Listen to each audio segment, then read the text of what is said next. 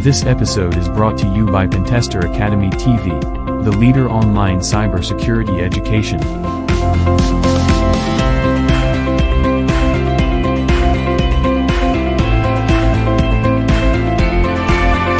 Cybersec Community Chat.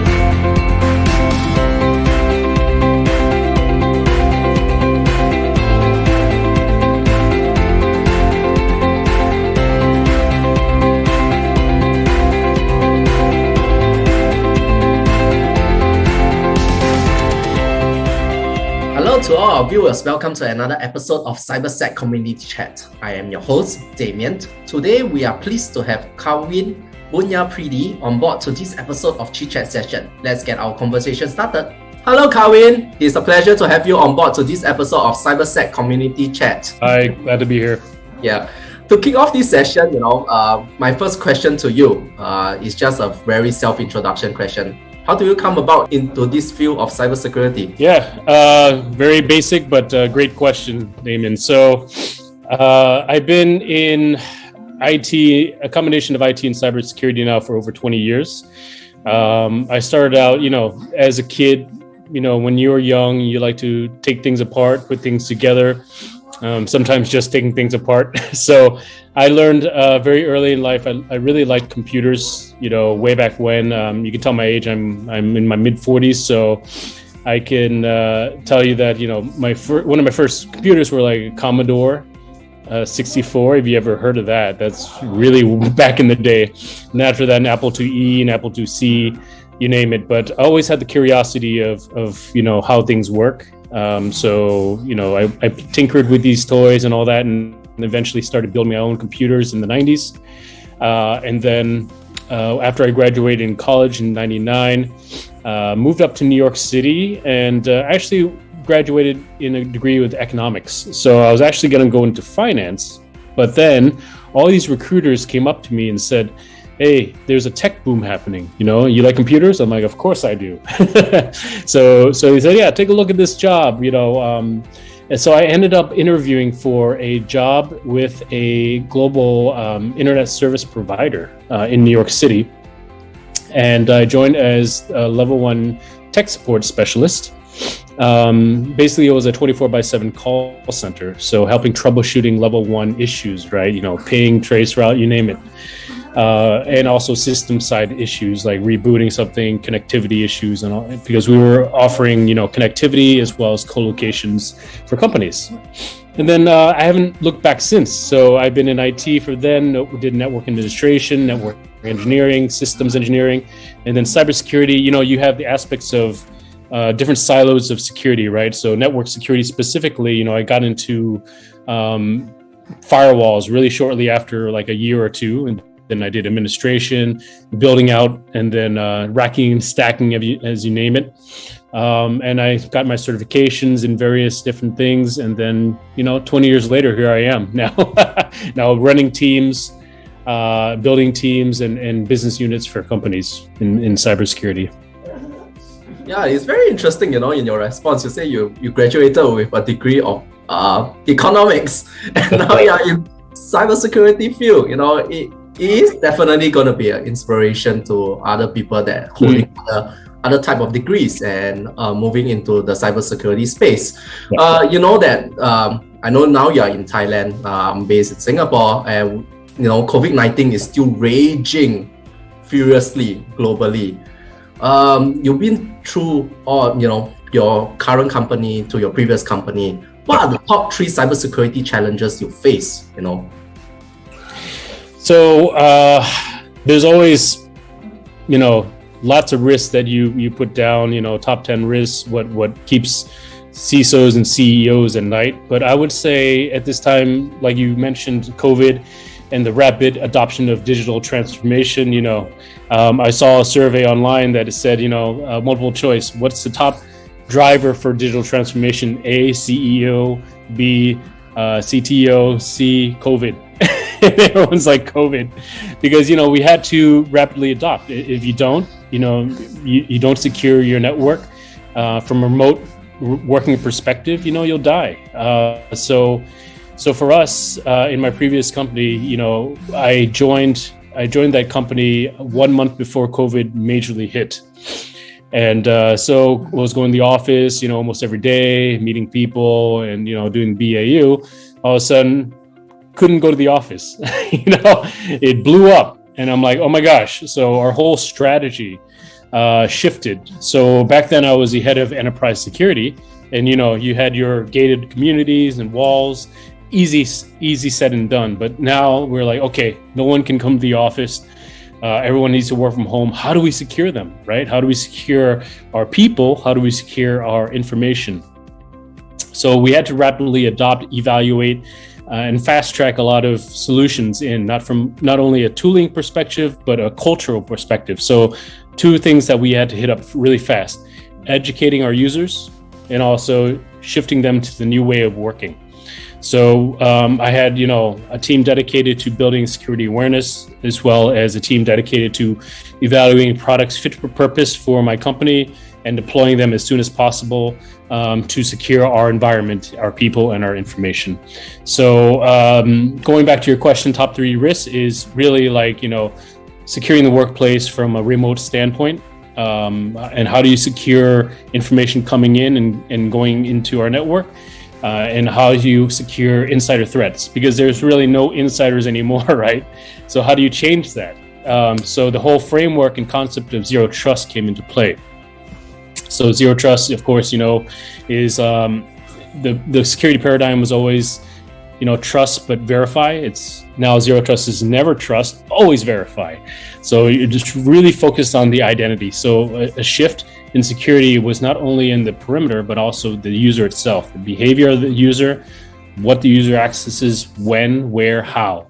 So really, building the security paradigm around the user and the data that they handled was really important to us. Because my next question at the top of my head, because as you mentioned, COVID-19 has already digitalized a lot of stuff in our workplace, in organization. I think we should give COVID-19 an award in digitalization. Yeah, I mean, certainly, there's always a silver lining in situations like this. Even in cybersecurity itself, the whole thing, you hear hacks, you hear people getting breached every day. Headache to us, but a boon for us because 1, it gives us attention. The CISOs are no longer, sitting in the little boys and girls table. They're sitting with the big boys right now. It's a boardroom level issue.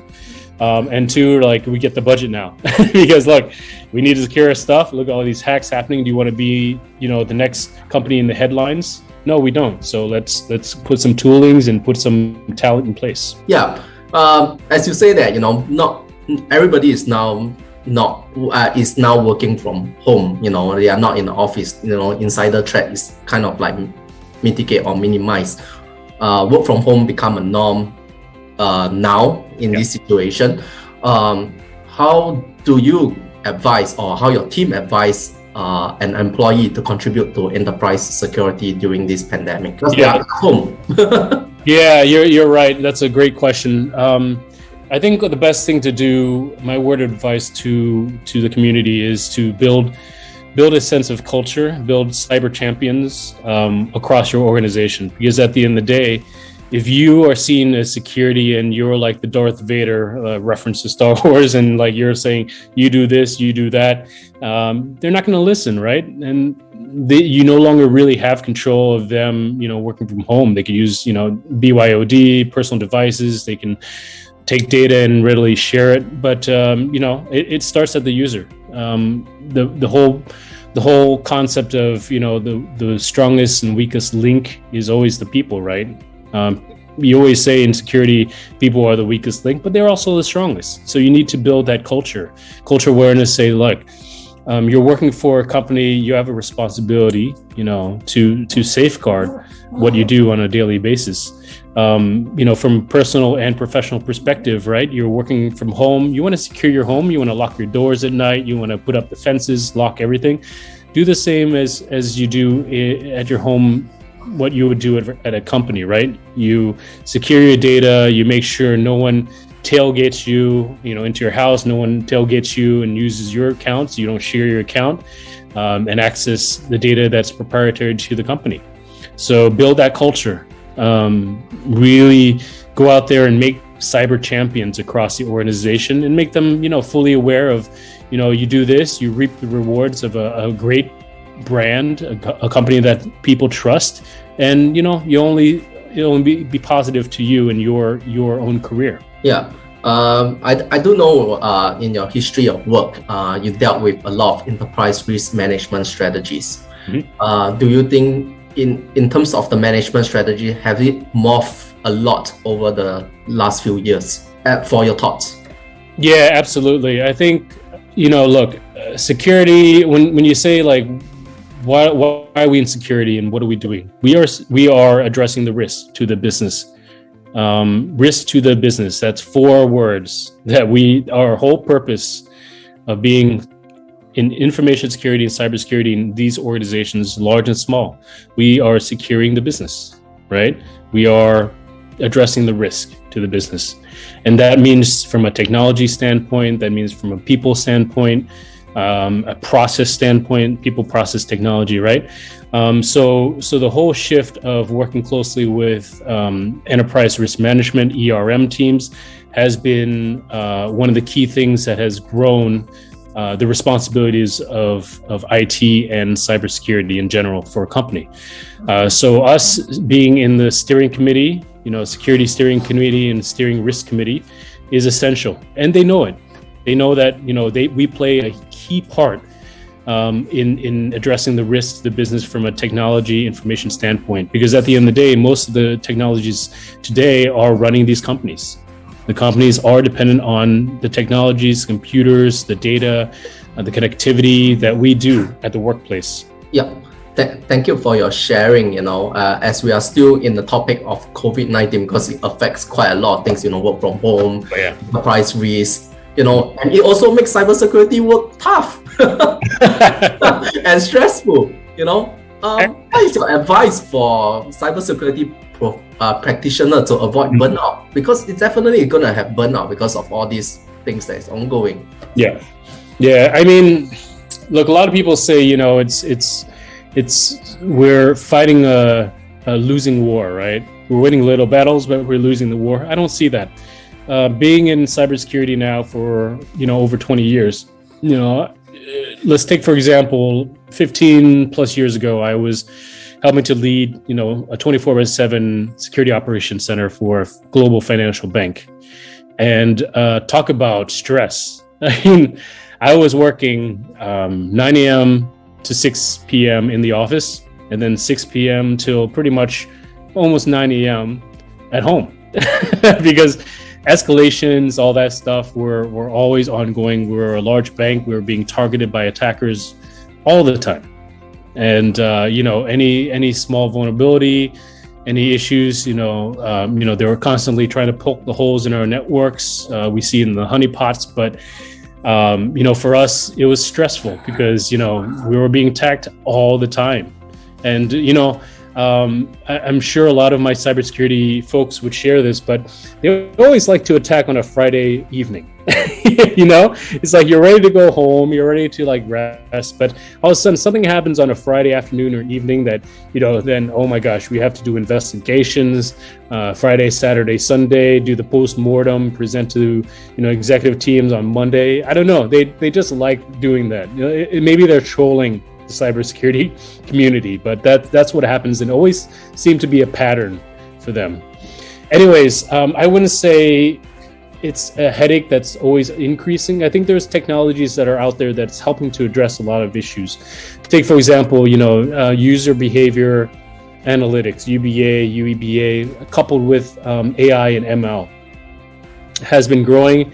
AI, ML, you need to train the computer to do the right things as long as it's trained to do the right things, to detect, respond to incidents and all that stuff. So the cyber war has evolved to the length that, it's AI versus AI. You're getting these good AIs tackling the bad AIs, bad AIs poking holes, finding vulnerabilities and trying to breach, while the good AI is being trained against these bad AIs.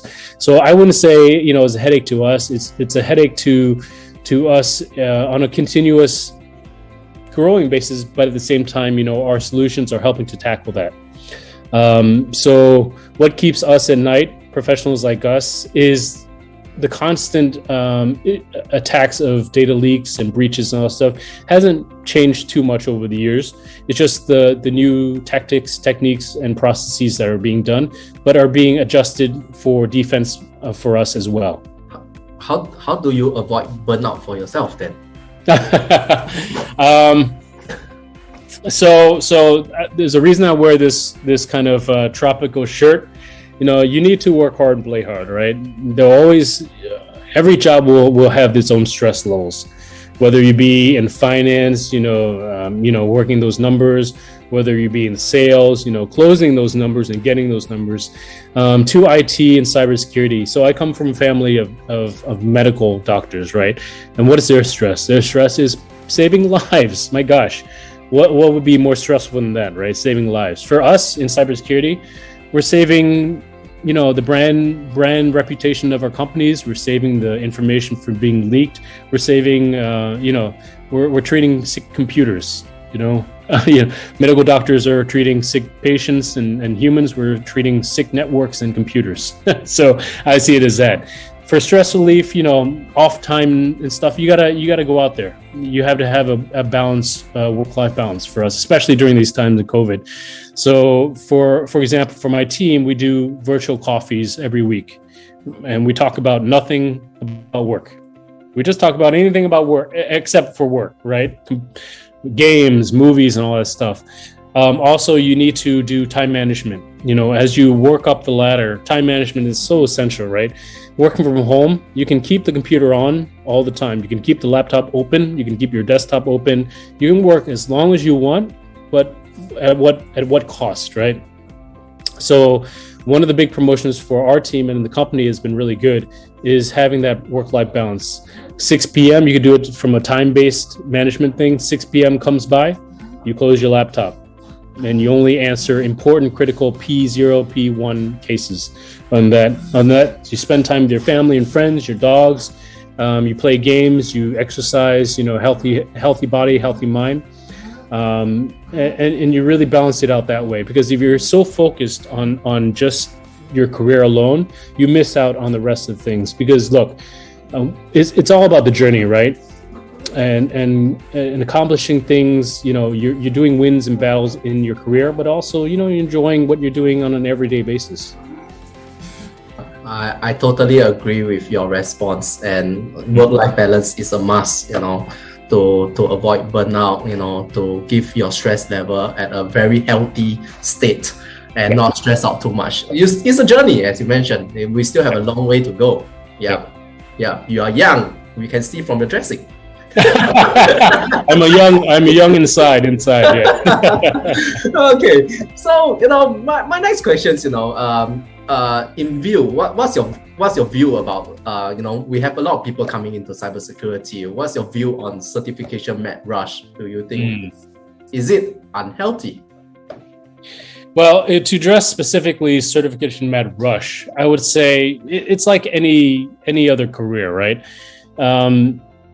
If you want to get certified, you can go the route where you really learn and apply it, right? You go to the course, you understand the concepts, and to the fact that you can teach it, right? Because the best way to learning is by teaching too, so, right? If you really can teach something, then you really understand the concept.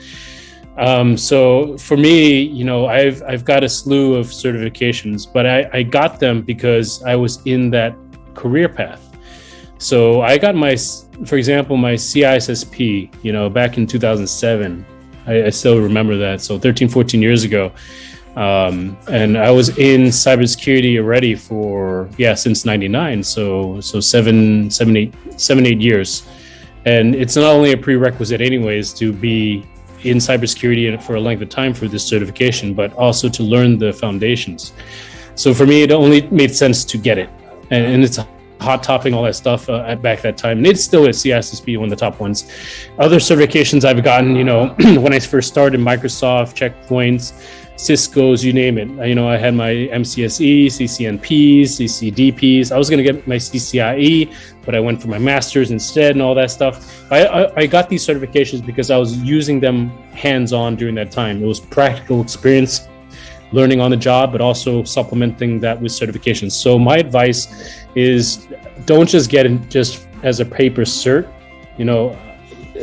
People are proud of it. And don't get me wrong, there's nothing wrong with it, but get it because you apply it to your everyday career, and it's something that you aspire to get, and something to be proud of, and you can hang up in the wall. Don't get it just because you want to have those letters behind your name. Get it because you want to truly progress in the career of cybersecurity. If you want to get your, pen test certifications, by all means. If you want to be a hacker or a white hat hacker, for this sake, you understand how to break things, capture the flag, by all means, go for it. But if you want to get it because, I have it, call me a hacker, don't do that. It devalues the certification. So get it because you mean to get it, and you'll use it for practical experiences in your career and your learning experience.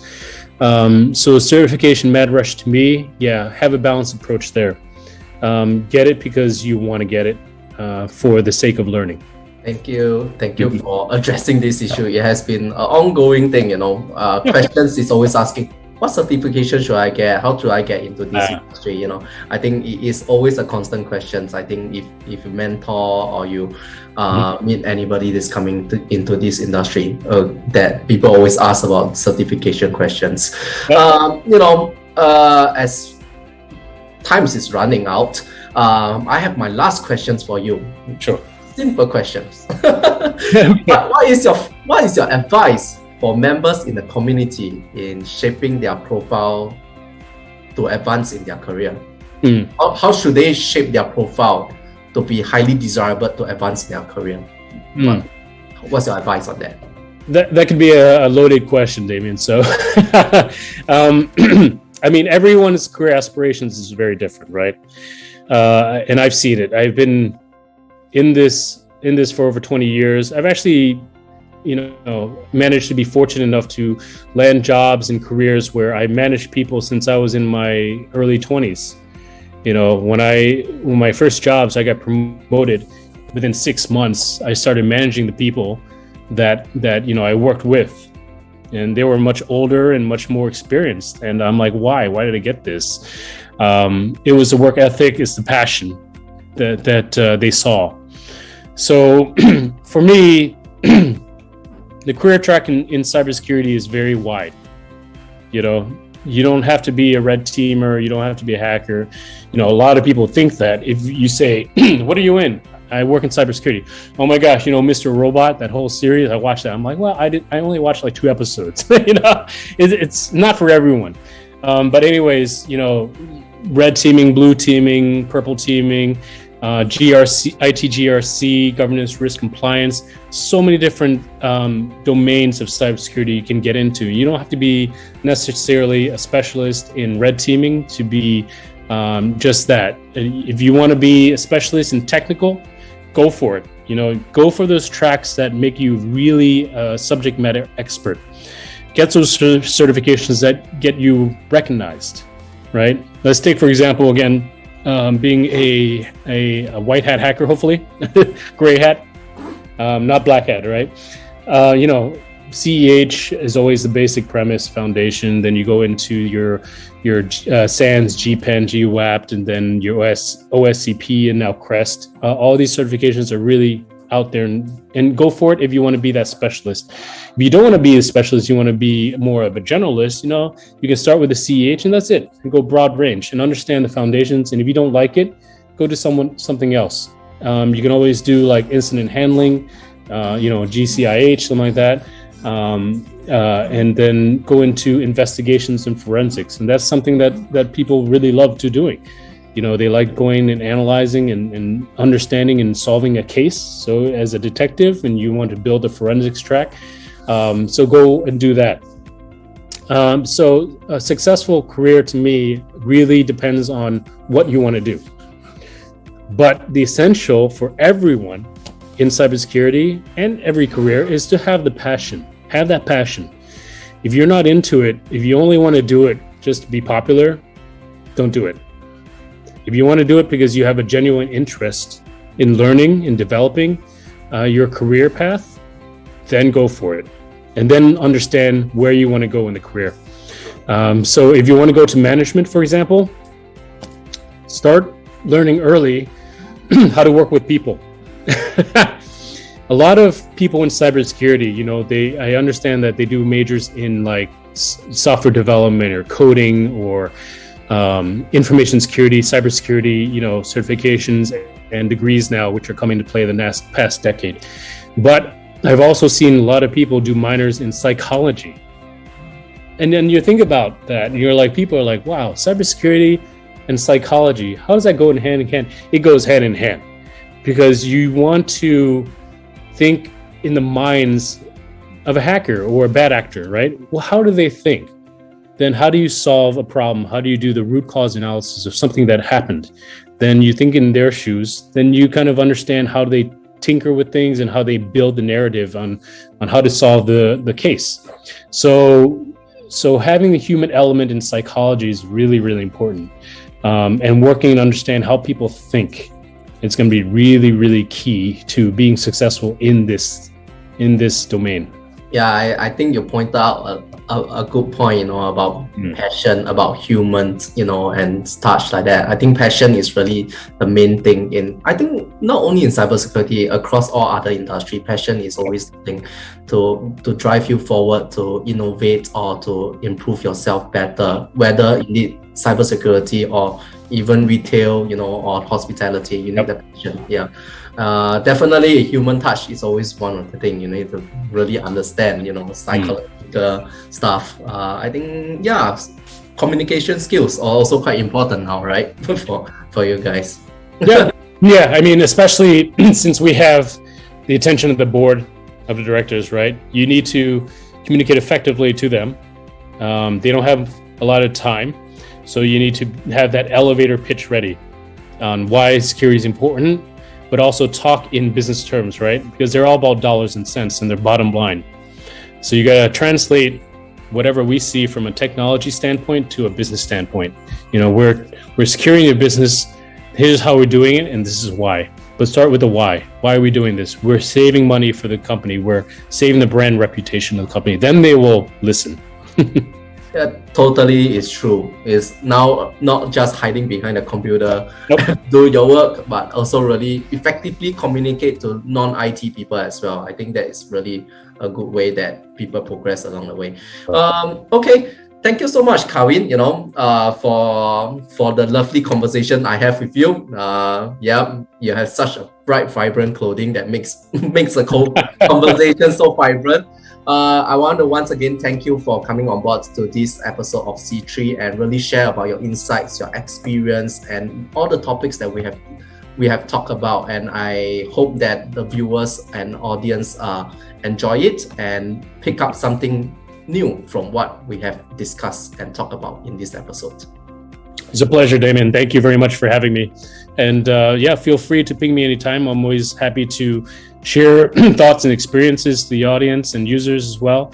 And for me, I'm mid my 40s. We need to build the next leaders, right? We need to build the next leaders in cybersecurity. So, that's my mission now, over the next 10, 15 years is not only to help the organizations, but also build the next leaders. Yeah. Thank you so much. And I hope all viewers watching this episode enjoy the conversation between Kawin and me, and do ping Kawin if you need mentoring, and probably will share his social media profile that you guys can reach out to in the comment box below, and do watch the next episode of Cybersec Community Chat. Thank you, everyone. Bye-bye. Thank you. Bye.